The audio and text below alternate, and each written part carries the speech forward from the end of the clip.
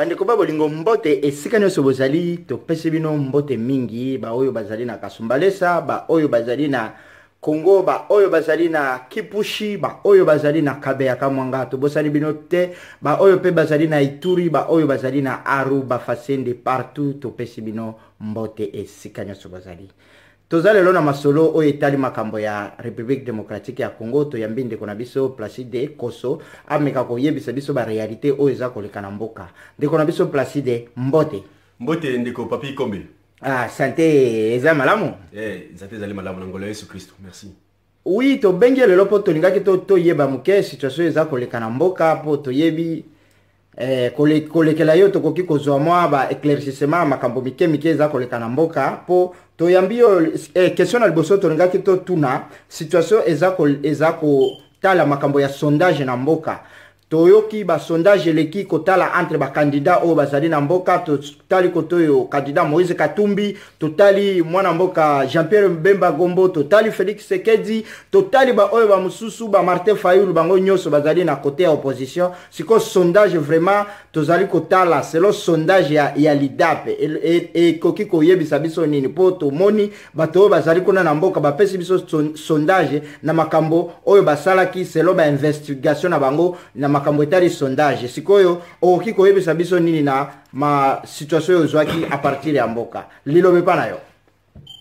Merci ndeko papi kombe na pesi bino mbote mingi bana ya nsomi ya ekolo Congo bisika so bozali kola na biso na mokolo ya lelo kimia na Yesu Kristo zakati na bino na ba bazali na États-Unis d'Amérique ba bazali na Europe ba bazali na Afrique du Sud particulièrement pe na Congo mboka Congo ba oyo bazali na Asie na ba bazali na Océanie particulièrement baninga awa na kati ya mboka Australie kimia na Yesu Kristo zakati na bote na bino yango bandeko tozongi susu na lelo oyo pona kopesa bino mwa makambo mwa ba information na niveau na biso ya mouvement na biso LIDAP oyo tolobi libération d'abord démocratie après na oyo etali situation politique ya mboka na kanisi ezali charge monene pona biso depuis tolobaki ete tokoki kotika mboka ebezika boyete tobika kopesa oyo ya biso contribution apport oyo ezali mosala ya congolais nyonso azali kosala yango wana pe tozalaki na devoir ya korépondre ba question moko tozalaki ebele depuis sénateur Jean-Pierre Mbemba Gombo abimaki na prison et yaki ko bouleverser ba calcul politique na kati ya RDC pamba te libération na ye ezalaki loko moko oyo bato mingi babandaki ko s'attendre te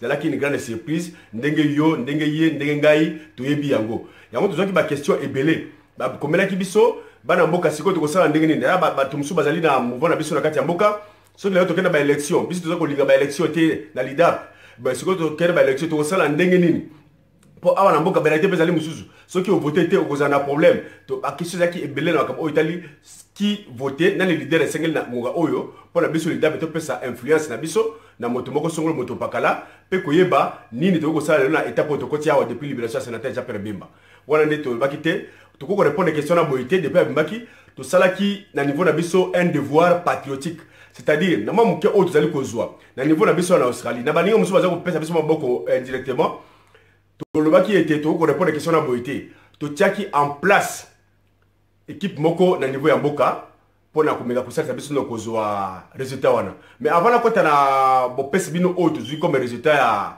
mwa ke tozaki na place na komeka d'abord koyebisa bino ndenge bamusu bayebi ndeko na bino azali koloba na bino awa tozali kaka bato te po tobi peut-être mwa muke koloba muke ou bien ko mwa classe ali muke tozali bato basali pe ba classe oyo etali makambo ya politique ba bengi science politique administrative et là ba côté à la biso tozali pe ko continuer kotanga passer kotanga isilaka te koluka komanyola bayela na biso tozali na posa pona oyo etali biso ko se spécialiser na makambo oyo etali ba élection c'est-à-dire ba travail na biso to ko sala ezali en rapport na ba élection yango na moko ya travail na biso na kai chose na pas sungi sa tiso maboko lobisi malobi maso pe to kotia na makomi o babini babuku pona okuma ba résultat ba travail na biso tozali ko parler sur la démocratie et la contestation électorale toujours ka mingi na Afrique tozali ko mituna ba question mingi na kati ya misala tozali ko sala et loko ni ezali ko ya na ba africain pamba te tolobi ete ba élection ezali référence ezali fille aînée ya démocratie il faut ba to ka na voter balakisa pour ne pas na bango et puis bato ba voter ba diriger mboka mais qui résume vous allez comment la situation ba pays africain mingi chaque fois après l'élection il y a toujours des contestations alors faut-il que la contestation le ko la paradoxe moko ya ba élection et allez comme moko anti élection alors ba raison c'est la chaque fois qu'il y a une contestation et on peut na kati ya ba tina vous allez ko sala to moni ba vocable belé o ezali ko pesa difficulté mingi biso bato ya poso pembe oyo ba vocable wana na niveau ya ba mboka peut-être tozali awa et comme pas na bango lokola eloko moko automatique mais pas la biso tozali encore un grand problème et nous nous sommes dit pratiquement yango cause appelé base ya pourquoi démocratie ezali kotambola te na kati ya ba pays africain mingi tozala ba concept moko élémentaire ba concept lokola patience. Le terme patience ezali toujours un terme moko négatif pour les noirs. Les noirs tous allez patient mingité. C'est-à-dire que la patience ezali lokola culture na biso te. Tu te dis pourquoi et le quoi. Terme lokola tolérance. Tolérance ezali en direct moko y a noir te. C'est toujours négatif. Quand on est tolérant, c'est toujours quand on est ozali faible. Tolérance ezali lokola moko oyo comme lokola négatif et pas y a ba noir. Tous allez na terme lokola transparence. Ceux qui même si on soyez transparent, et là la carte y a la place de au Kamba, la carte y a parti politique, la carte y a ba entreprise, la carte même la carte y a église. Ceux qui même si quand on cause, le limite transparence, ils allent le les pili la mission. Transparence en dirait ils allaient moko africaité, ils allaient moko oyo, ils allaient toujours pris na ba aspect négatif. Tu vois la bataille monsieur le gros par exemple le terme la égalité. Ce qu'on le problème est égalité, ils allaient la négligence. Donc on ça me dit que devant la loi, nous sommes tous égaux. Et peuple africain quelque part, ça sonne toujours mal. Donc égalité, ça a toujours pris un aspect moko négatif. Tu as battu monsieur le cola, sacrifice. Terme sacrifice, ce qu'on a un noir sacrifice, à ce moment le cola bomaye. C'est comme si sacrifice allait être moko noir. Alors c'est un terme autre qui paraît que tu allais étudier. Pourquoi ces termes sont toujours pris négativement et pas à mutu mwindu. Au moment que la mboka mdele awa, ba terme on les alliés trop clair. La patience chez l'homme blanc est automatique. Ce qu'on y a qui n'a zéla beaucoup de place, il y a battu mingi, il y a qui les bosso. A côté que l'on y a qu'à légal bosso, à côté que l'on légal bosso. Tolérance, ils allaient vraiment accepter. Pourquoi pas noir va terme moi ils allaient passer. Il y a un peu de temps continuer comme ça là. Bah recherche peut bâtir na biso, n'angolu anzambe, tu retiens on a ma commis, lobby c'est lobby, beaucoup de temps yango. Donc il y a un autre koloba, bah spécialité autonomie tout ça la milieu ils allaient pour la capitale pays élection. Donc dans le domaine de l'élection, ils allaient domaine oyo. Ngai nazali kolobater lokola un profane zali moto oyo azali na kati ya ndako nazali kosala ba recherche pe na makambo wana yango wana ba question ba de ba poser ki biso tozwa ki ba moyen na oti koloba to tinda ki ba ndeko ba membre na biso ya leader na niveau ya mboka tozwa ki équipe moko ya bato 10 5 femmes na 5 hommes tozwa ki bango to lancer bango na 24 communes to na ba moyen te ya kotina na mboka mobimba to na ba possibilité wana te mais tozwa échantillon moko représentatif na niveau ya RDC tozwi ville de Kinshasa. Alors, tu as 24 communes, tu as 10. Tu as 24 communes à Kinshasa. Tu as 2 communes, selon l'étendue, il y a grandi la commune, tu as 2 côté, tu as 3, tu as 10 personnes dans 10 communes. Tu as 10 communes. C'est le sondage, tu as le résultat du sondage. Tu as dit que tu un peu clandestin. Tu as dit directement que l'émission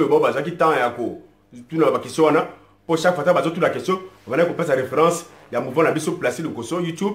Pour que bas enregistrer bazwa information oyo lelo na kati ba ndeko mingi ba ko témoigner pe oyo dezali ko basika oyo yango to bisaki bango boye pour la kozwa échantillon moko oyo ko kozala net mo échantillon représentatif na niveau ya ville ya Kinshasa to bisaki na mutu moko na kati ya commune moko abazwa 50 personnes pour na ko interviewer bango 50 personnes ça dit chaque commune 50 personnes et celle na 24 communes celle 120 personnes ba adulte na âge ya ko voter. Na 50 personnes de Kaboli Boy. 10 bateaux mibali au bazali na plus de 50 ans. 10 bateaux bazali na plus de 50 ans. 30 to Kaboli 15 ba jeunes au bazali na âge à voter, c'est-à-dire à partir de 18 et 45 ans. 15 basi ba jeunes filles au bazali na âge à voter de 18 à 45 ans. Donc 15 jeunes filles, 15 jeunes garçons, 15 adultes femmes, pardon 10 adultes femmes. 10 adultes garçons, ça 50 personnes par commune au Batunaki. Alors, tu as sélectionné ma question Missat. Ma question de sélectionner, ils allaient par rapport à la philosophie de la vie l'IDAP. Autre but que la démocratie après, d'abord la libération. Donc, libération d'abord, la démocratie après. Tolobi Boui. Beaucoup de Missagaï. Tu poses 3 questions. Tolobi, beaucoup de na question Boui. Première chose, on se présenter. Après vous se présenter, question autour de est-ce qu'au fond de la commune, pas matin, tu as réellement un point de vue à battre selon commune à commune. Pas matin, comme on a des communes à Tambo, la outil commune, par exemple, il y a Massina, par exemple, la commune à Kitambo, à Otambola, il y a micro. T. Tout le monde, au fond de la commune, ce qu'on a dit, oui, dans la commune, au Tounier, parce que ezali pour la commune wana voilà là ça qui bango toujours trois questions question le to pesa ki bango boye to bisi bango tout na bandeko nani par rapport na mouvement oyo na occupation oyo Congo ezali ko traverser le lot Congo lelo ezali kati ya occupation wana na niveau na biso pe na makanisi na biso pe ndenge tozali ko kanisa par rapport na bino par rapport pe na bandeko so bazali ko ndima likambo wana po to yebike lelo mboka na biso ezali na occupation ezali dirigé na bapaya oyo ezali ba rwandais pratiquement via Hippolyte Kadambe na maître bango Kagame tolobi par rapport na période ya occupation ezali awa nani oyo bozali komona vrai leader akoko bimisa biso na occupation président na akoko bimisa biso na occupation lelo on a première question deuxième question soki tolungu na occupation toke siko na ba élection selon philosophie na lidab tant ba osala ba élection nani akoko kamamboka démocratiquement qui peut être élu comme président à partir de l'élection après la libération. Troisième question na moto soki moko azali élu bande comme soumis balé oyo balandi na question oyo ba pose ni olingi bango bazala pas bato zoaki 3 personnes c'est-à-dire ba candidat bazali ebelé tolo ba candidat bazali ebelé bana moko bazali ebelé mais to linga to la réaliste pas bato to bi na mboka oyo tozali na bato misatu oyo bazali ko diriger bazali pendant ko mener action oyo bana mboka nyoso bazali ko linga bango bazala na somme ya mboka lobi pona ko diriger pays tozwaki ndeko cardinal Mosengo tozwi ndeko Jean-Pierre Bemba pe tozwi ndeko Félix Tshisekedi c'est-à-dire ba mususu na to négliger bango te mais to yebi ki toza la réaliste ndeko ko la Martin Fayulu c'est un grand combattant mais est-ce que Martin Fayulu a gagné l'élection devant Jean-Pierre Bemba devant Félix Tshisekedi devant Mosengo non qu'on soit réaliste yango to ba ndeko mususu oyo to qui tenté à cause de la moyenne limitée na biso to ti bango ba part toujours 3 de kwana ba ndeko lokola ba Moïse Katumbi to tangi bango te parce que par na biso bango bazali ba bango ndenge moko na politique na mbe bazali ba paya oyo ba eko diriger ko luka ko bebisa boka na biso donc Katumbi to tchaki même pas ko tia parce et pas na biso azali congolais te ba Vital Kamerhe to tchaki bango te bazali ba to ba eko diriger ekolo na biso to zui bana ya somme ekolo o to bike lelo na lobby discussion ya lite ki bazali ba congolais to zui monseigneur Mosengo to zui Jean-Pierre Bemba to zui ndeko Félix Tshisekedi wana nde demande to salaki na ba question na biso to tiki bande to pesa ba moyen de transport pe moi ma desu ya bana pona mikolomi ba pesa bango 2 jours c'est-à-dire ça makasi na 2 jours ozo ba 50 na commune na yo 2 jours ozo ba 50 na commune na yo to pesa bango 2 jours ba so ba na 3 jours pour que ba sala musalo wana ba tine biso résultat ezali na ngai awa ebele les gens ezali vraiment manuscrit pour tenir de la originalité na yango la pesa biso ba résultat ba to ba pesa biso boye na question o etali nani asengeli kozala président oyo akoko libérer Congo lelo na RDC na kati ya occupation qui est le fils du pays beaucoup de misala sabino que après avoir posé ma question na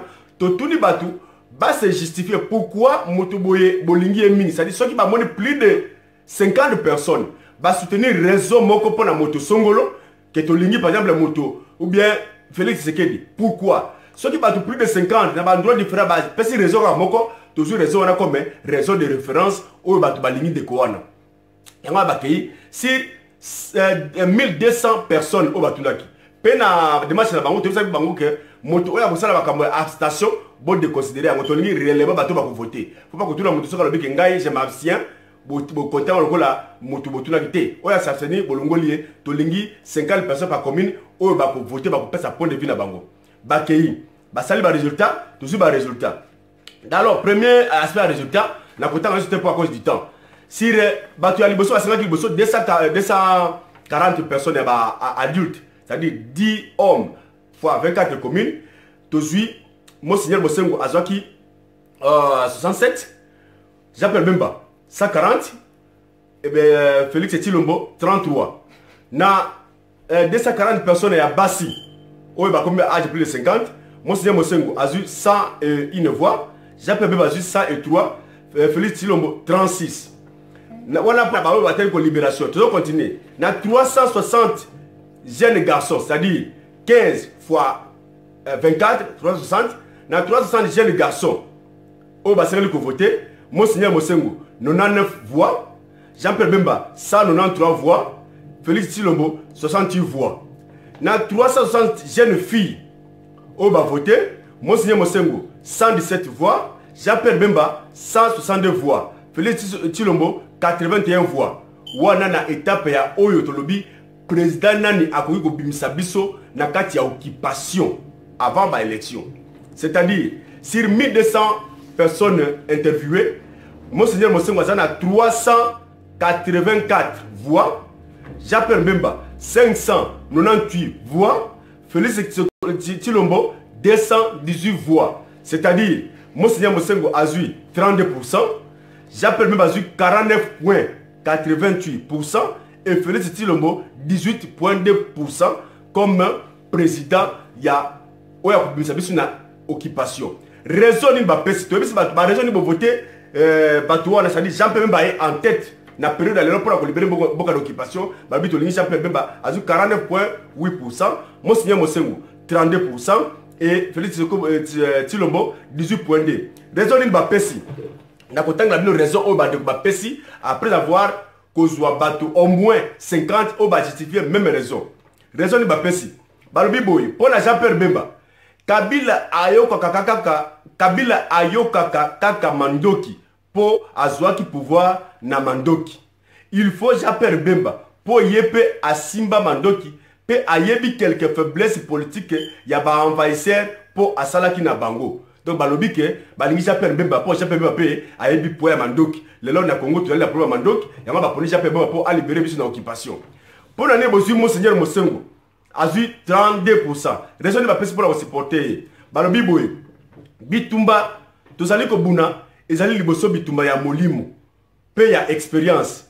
Puisque la langue a la force de briser un os, la langue de Mosengo est plus forte qu'une arme physique. On a raison de supporter Mosengo. Na période de transition à libération. Félix Tshisekedi, raison de ma pèse pour la supporter, supporter. Balobi, et Mosengo, et Jean-Pierre Bemba. Ba ennemi, ba yebi, ba point faible, na ba point fort na bango. Ba ennemi, c'est-à-dire les occupants.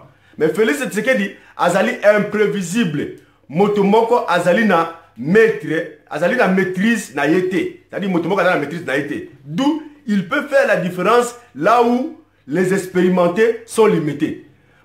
Félix Tshisekedi, ba ligné parce que azali imprévisible.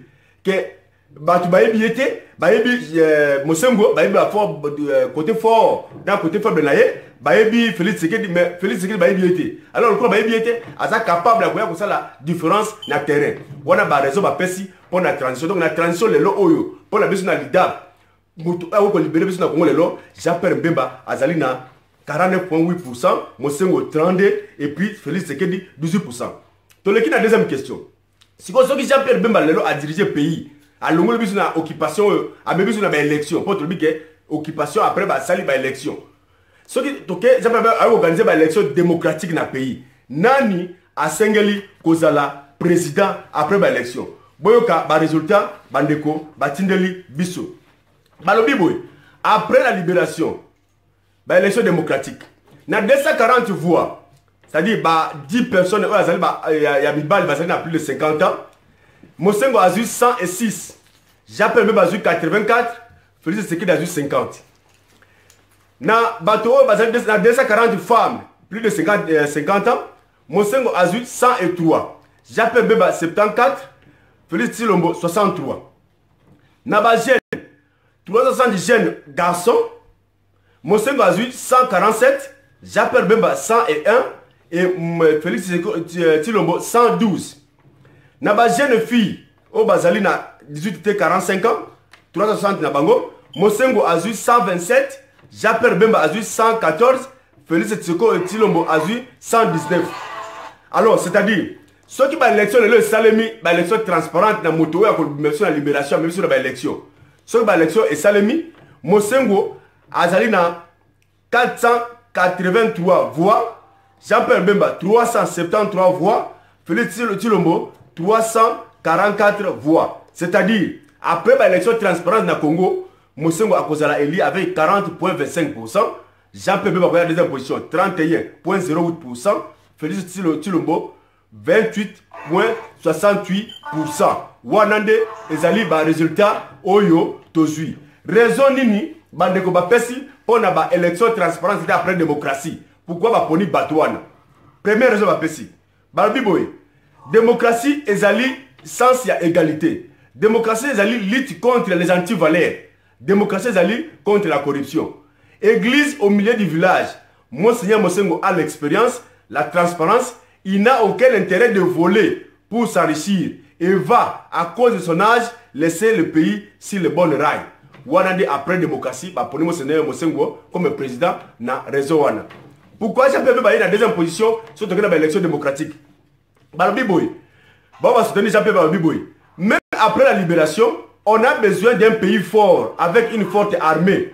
Jean-Pierre Bemba nous aidera à sécuriser nos frontières avec une bonne armée. Car il n'existe pas de développement sans une bonne sécurité. Donc, Balobike, pour la Bango, Jean-Pierre Bemba Oyo a sali la présidente de la transition, pardon, la libération. Il y a même après la démocratie, parce que tout a besoin d'armée, il y a Makasi na kati ya Congo. Donc, Igwe, même après la démocratie, à cause de la toujours président. C'est le Batouane.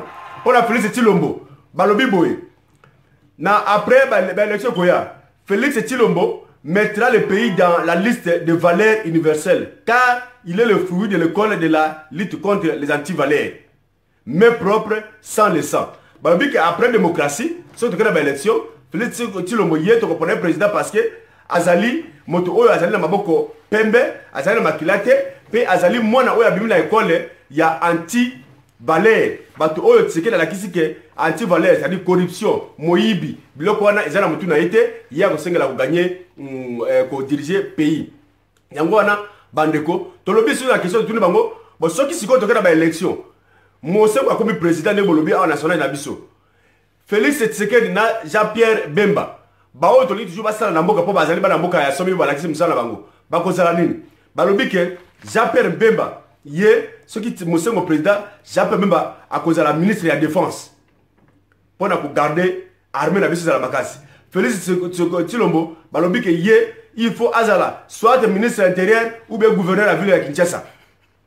Wana oyo ba pesi pour na Félix Tshilombo soki toke na ba élection. Bande ko ezali musala oyo na yebisi bino ezali ko dépeper sur la recherche na biso. Moi, échantillon au tout ça qui pour un sondage qui est l'homme du jour aujourd'hui dans le Congo. Bref, les gens qui ont été la libération, comme nous avons dit la libération, nous Jean-Pierre Bemba à l'équipe en tête. Et ceux qui ont fait l'élection démocratique, moi, c'est Mosengo, nous avons à cause de la place. Question oyo, ils allaient information au leader Kassali pour na Bandeko Nyoso, et plus particulièrement, na Bandeko Oba, tout la question qui est l'homme populaire maintenant, tout voter nan. Na ko profiter na bandeko bazali na kati ya mboka na ko sabino boye. Biso tozali na mokili ya mundele pambate pardon tozali na ba continent mingi te ya RDC awa esika tozali. Bino tozali kuna ba oyo bazali ko senga na ba konzi ya ba occupant. Bo sala yango.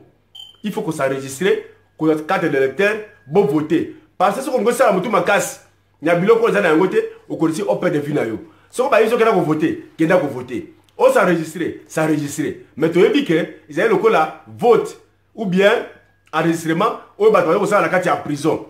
La carte en prison, bah l'élection c'est les bacs. Ou quand tu vas prison, tu vas voter gouverneur. Tu vas voter peut-être répéter à pavillon à Bango. Bah ça la Kayango. Mais bah ça la carte en prison. Bon que ça bah élection, ceux qui vont ça là, pour la sécurité de Bino, tu vas voter dans la carte d'électeur de Bino. Mais bon ça bah élection, tu vas la carte en prison. Alors biso, Moussa a dit ça ligne. Kolongola RDC na kati ya prison. Tout ça RDC un pays libre et c'est le pays moko osko. Tout ça ba élection solo mutu bo voter yepa kamimboka. Wala ne bitumba to ko buna kati ya dap na kati ya bandeko surtout ya ba ya diaspora na mokili mobimba. Voilà un peu à ce niveau on a kombeka ko pesa na bino bandeko ba posa ke biso ba question na pe e ya na mutu na bino. Donc lelo oyo soit ezali ya bino mais boye ba ete mboka. Ndenge zali wana ba élection zali solution te na mboka lelo. Il faut mutu oyo de bolobi ayebi valeur ya mandoki pe ko boma mona ndeke wana yi ko déranger biso po mikolo na ipe esili kokoka. Azali ko kenda boza la déterminer. To loba ngo mingi azali kola nyoka oyo bakati mutu azali ko lingisa bela mokila mais asi akufaki déjà. Mikolo zali ya kotanga. Voilà un peu pour na ko répondre à question la bino. Ceux qui vous sur la question mingi boko bela biso. So boko na description na biso, boko mona adresse email na biso, boko mona numéro na biso, bokoma. Bah vous allez se prendre la biso, vous se souscrire. Biso pour arriver à l'IDAP, to lengeli pe makambo. Vous allez là ko pesa contribution, ko buna pour na ko libérer mboka. So to sisi ko libérer mboka. Nza ba sungi biso. Toujours mutu ya longolo biso na kati ya occupation, to ko ya peut ko présenter officiellement ou ya biso projet de société. qu'est-ce que l'IDAP a conçu pour la RDC de demain. Donc on a Sabino, qu'est-ce qu'on peut faire? C'est tel plan, c'est tel plan, c'est tel plan. Ce qui va causer l'équipe de Bakosi Pradango, Bakosi comme peu référence pour la Moké Tambola. P et cause à la malam. Donc tu vas faire la mission contribution, mais tout ça, on a un Oyo et qu'on bien pour la présenter un projet de société dans la vie. Mais le Oyo, aucun projet de société est valable parce qu'il y a sous occupation. Que Dieu vous bénisse pour la question. Merci. Bon le matin, vous bien la biso, vous comme la biso, vous se souscrire pour être tout Kabola, information, biscuit sur Zali, Nakati ya Mokili Oyo. Nous avons pas mon labino. Ok, donc continue la question, monsieur Soupo, toyoki vraiment olobi makambo ba élection, toyoki ndenge makambo ezali kokende, pe nakanisi bato bayoki ba question babandaki kotuna, mutu na mutu ayoki na manière na eme. Tozongi zuzu tozui mwa boko so muke na makambo itali ndenge olobaki problème élection selo ba sondage, mais ce que tali ba parti politique nyonso ba opposant nyonso surtout na situation surtout na situation ya Congo. Opposant nyonso azalaka na fief na ye to na base na ye place ayebaka a partir ya base na nga oyo na kobeta autant a partir ya base oyo na kobeta 100% a partir ya base siko selon ba sondage wana soki otali olobi kaka na Kinshasa nini oro soki totali touti kolanda dernièrement ba bloquer Moïse Katumbi na nini na Kasumbalesa tomoni vraiment bakatange nyonso telemaki toye kolanda pe kotoyo na est na Goma batope ba telemi mabe balobi il faut Katumbi akota kaka bo wane lakisi déjà ba fief na mibale e monani boto to bandako yebake fief na iza kaka na Katanga tomoni pe bato ya Goma ba telemi tola toye ko situka akomi pe na fief na Goma wane pesi biso mwa nini siko soki totali na mwa sondage wana compte tenu na ba base ya bato selon mutu na base na ekoki ko pesa biso masolo nini lilobe pa na yo. Merci na lobaki ya bien la libanela na lobi o to sali na makokite to sali échantillon moko to ville de Kinshasa comme référence to ville de Kinshasa ezali ville oyo to loine boyebi ezaka mingi ville ya opposition nde balobaka parce que ezali ville oyo ezali na passe mingi na kati ya Congo to ville de Kinshasa. C'est-à-dire, et je suis d'accord avec ça parce que les lots, les partis politiques, ils allaient mingi à appartenance ethnique dans RBC. Mais tu vois qu'ils échantillent la ville de Kinshasa, le président de la personne sur ma coquille, tu vois qu'il t'appelle dans la grande ville à Mboka, dans la chef de la province, tu vois qu'il t'appelle. Maintenant, au Italie, de compétences de Soriano, de Ozakoloba, tu le bagues bien. Bisso Azali, un acteur politique à Mboka, mais à niveau présidentiel, tu considères la qualité à niveau présidentiel. Donc, ils allaient peut-être battre. Attends les lots. Bah moi c'est seulement la diaspora la pour soutenir ba Frank Diongo ba tuona donc pour soutenir mon ceux qui sont victime il y a là comme moi tout le monde ne va pas soutenir et c'est normal mais pour na Italie ko voter ko créer la présidence net yé ba tuona ça la boy moi je crois que ils allaient dégoût ya ba tuona la hypothèse kaname que ba lingi yoté alors tout celui qui osera peut-être directement ou indirectement à la Sabatouké je suis contre politique kaname ba ba mettre les maboko mais tout ça qui na ville d'abord ville de Kinshasa oyo ezali siège à l'institution. Je ne dis pas que Ezali place où ceux qui ont gagné l'élection dans le pays Mobimba. Je ne dis pas ça. Mais dans une d'abord réalité à Mboka, il y a occupation, dans la ville de Kinshasa, et puis dans une réalité à Mboka, où est allé après occupation, c'est-à-dire la libération démocratique. Où le on est allé en vérité, c'est vrai, chaque leader est dans la fief, mais Kinshasa c'est la référence, Ezali, il y a RDC.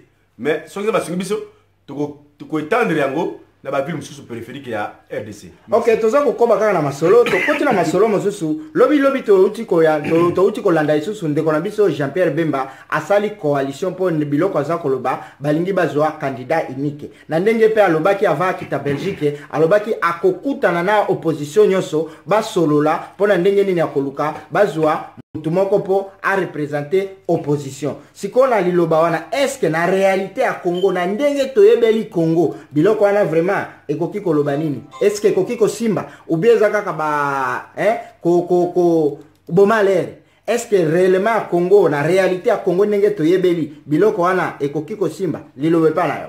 Merci. Na mouvement monsieur l'IDAP, tu as la référence na biso la Bible. La Bible la constitution la biso pas tolobi été ma beleza ali eloko moko sacré o nzamba pesa biso lokola cadeau moto moko ta na droit ya koteka eteni ya mabele na kati ya mboka na biso pas za droit o toujours pas nzambe. Alors Bible ezali référence na biso pe na lobaka toujours ezali na question moko te na se ya mokili oyo ekotunama soki Bible alakelaki yango te soki Bible a pesa ki ya na yango te. C'est-à-dire tout ce qu'on a aujourd'hui ba référence à la kati ya Bible. Question le tuninga yona na koko zoma illustration moko na kati ya Bible. oyo toza kobenga lelo Salomon. Roi Salomon, sagesse mayele makasi. Moi quand moko assimilé ndeko nesala makati ya Bible. Basi mbali bazali kowela mwana. Salomon akomi devant na mbara. Koyeba vérité zali wapi. Masala kela ko moko ya bonzambe. Bon le latin. To bo mwana. To bo mwana. Alors oya kozanga comme ça makele sila. Mais mutali basa répondre kinani. Mwasi ya moyibi. Olobi malamu. Po makele sila boma ya ka boma tozanga biso tozala kimia to boye mindolo boma mwana. Mais mokolo mwana yiko ba te. Na moni passe na zemi ya mwana wana. Zwa ye pesa ye mwana wana. Ngai na komona kata mwana ndaka zali kokola. Pas azali makila na ngai na kolinga te boma ye. Réponse roi ça est automatique.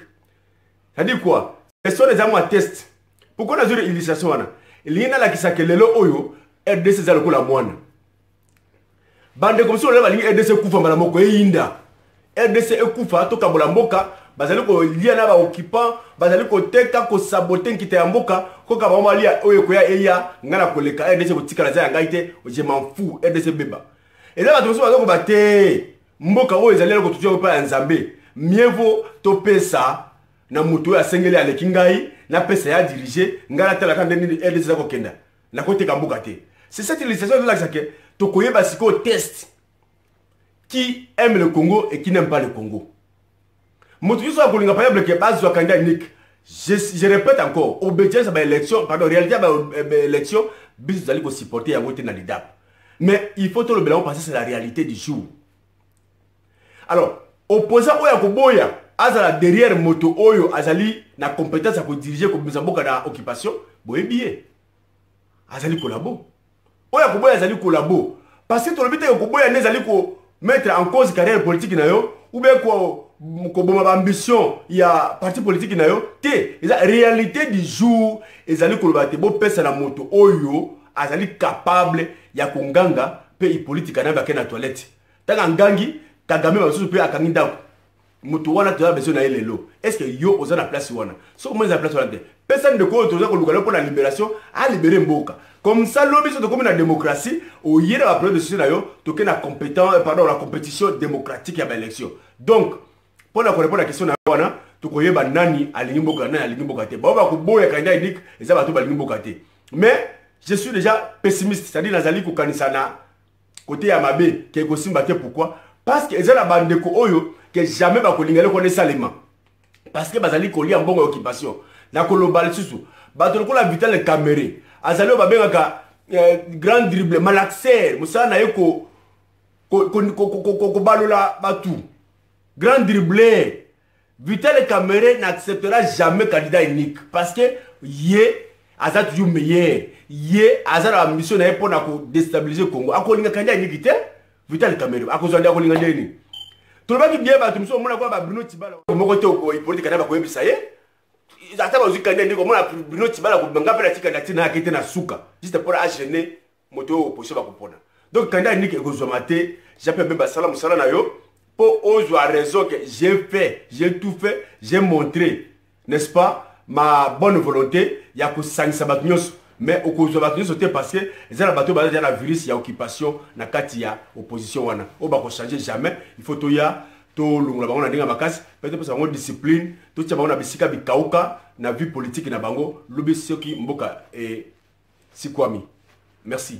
Ok, merci mingi to komi presque na liloba na suka avana to kota na liloba na suka na lingaki na zonga mom keka kapoto meka ko tia moi situation ndenge po bato mususu bazako yoka na ndenge mususu ndenge lobi wana mais to landaki dernièrement na Congo to yambi ndeko mwana mboka Félix Tshisekedi ya à propos ya lobi aza d'accord tena ba candidat unique na secrétaire général na yepe alobi baza d'accord tena na situation na ba candidat unique sikona kotoa na okoki ko yebisa ni biso nini ndeko kasi na répondre à question na répondre à question na uti global ce que mutalobi que ce que animi candidat unique zande à mettre en cause carrière politique na ye ou bien à mettre en cause vie politique na mboka na ye ezali ayebi réalité ya mboka te ayebi réalité ya mboka je ne crois pas que le nom na IDPS je suis de l'IDPS na ebisa li kambwana so le que na référendum ou bien par exemple na élection la kati ya parti de PES ba combattre ba koboya eloko wana te ezate que ba mettre en cause eza réalité ya mboka lelo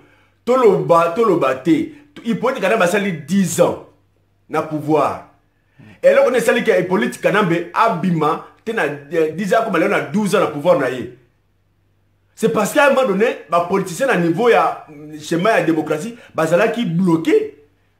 Donc, la preuve est que les politiques ne partira pas dans la campagne de la démocratie, ils allaient ébeler. S'il n'y a pas une pression internationale, il y a une pression militaire. S'il n'y a pas de moteur qui peut faire partie de la politique canadienne, alors c'est sûr qu'il a maîtrisé tout le monde. Alors, ceux qui le ont, Félix Tshisekedi qui s'est resté beaucoup, le secrétaire général Kaboun. Non, moi je crois que quelque part, il ne faut pas revoir encore, sur la base, pas poser clairement le problème de la base. Base peut pas raisonner. N'importe déjà, tu as des combattants, c'est-à-dire le pouvoir ou la mort, tu es bien, mais réalité à l'élo n'amboka, la réalité où ils ont que tout ça la équipe nationale de Tolobaka, tout ça c'est qu'on a match à équipe nationale, tout ça la match à club T, club ils allaient ba parti politique, équipe nationale ils allaient léopard, tu as qu'on bête dans monguna occupation.